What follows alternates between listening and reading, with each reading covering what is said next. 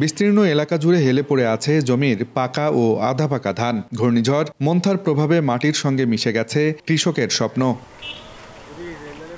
টানা 4 দিনের বৃষ্টিতে রংপুর, দিনাজপুর, নীলফামারী সহ বিভাগের 8 জেলার প্রায় 2000 হেক্টর জমির পাকা ও আধা পাকা আমন ধানের ব্যাপক ক্ষতি হয়েছে। অনেক জমির ধান মাটিতে হেলে পড়েছে, কিছু আবার ডুবে গেছে পানির নিচে।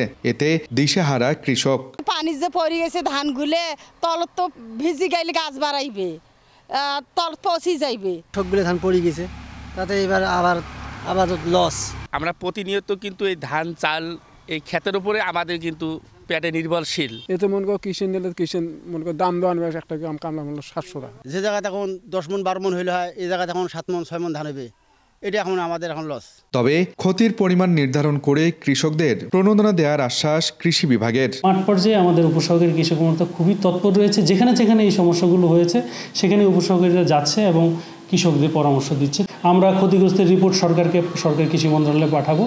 তারা অবশ্যই বিষয়টা প্রতিবার পুনর্বাসন হিসেবে সেটা বিবেচনা করে প্রণোদনা দেওয়া হয়। কৃষি বিভাগের তথ্য মতে টানা বৃষ্টিতে রংপুর অঞ্চলে 1214 হেক্টর ও দিনাজপুর অঞ্চলে 581 হেক্টর সহ মোট 1795 হেক্টর জমির ধান ক্ষতিগ্রস্ত হয়েছে। আব্দুর রশিদ জীবন, সময় সংবাদ, রংপুর।